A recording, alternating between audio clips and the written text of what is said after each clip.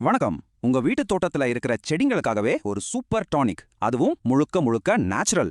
அத பத்தி தெரிஞ்சுக்க ரெடியா? மீனா மேளம் தயாரிக்கிறது. வாங்க, இன்னைக்கு அத பத்தி தான் பார்க்க போறோம்.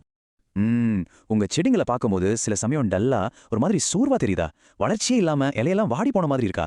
இது நம்மள நிறைய பேர் ஃபேஸ் பண்ற ஒரு பிரச்சனை தான். ஆனா கவலைப்படாதீங்க, இதுக்கு ஒரு சூப்பரான சிம்பிளான இயற்கை தீர்வு இருக்கு.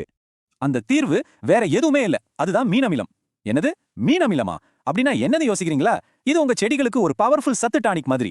வாங்க, இது என்னன்னு இன்னும் கொஞ்சம் டீடைலா பார்க்கலாம். சரி, அப்போ இந்த மீன் அமிலம்னா என்ன?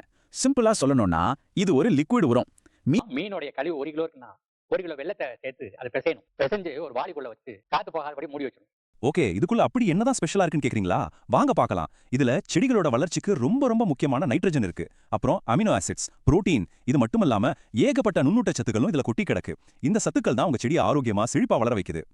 சரி, இதனால நம்ம செடிகளுக்கு என்னென்ன நல்லது நடக்கும்? இது எப்படி ஒரு மேஜிக் மாதிரி வேலை செய்யுதுன்னு இப்ப பார்க்கலாம்.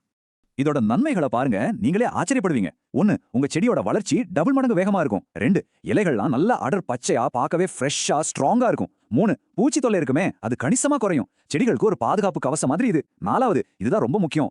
பூக்கள், காய்கறிகள், பழங்கள்லாம் நல்ல பெருசாவும் டேஸ்டாவும் தரமாவும் கிடைக்கும். சிம்பிளா சொன்னா உங்க தோட்டம் களை கட்டிரும். வாவ், இவ்ளோ நன்மைகள் இருக்கா? சூப்பர்ல.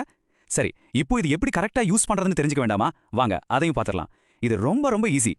ஃபர்ஸ்ட் இந்த நம்பரை நல்லா மனசுல வச்சுக்கோங்க.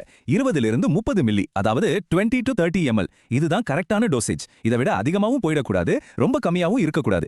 இந்த அளவு ரொம்ப முக்கியம், ஓகேவா? இப்போ எப்படி அப்ளை பண்றதுன்னு சொல்றேன். ரொம்ப சிம்பிள். ஸ்டெப் 1. 1 லிட்டர் தண்ணி எடுத்துக்கோங்க.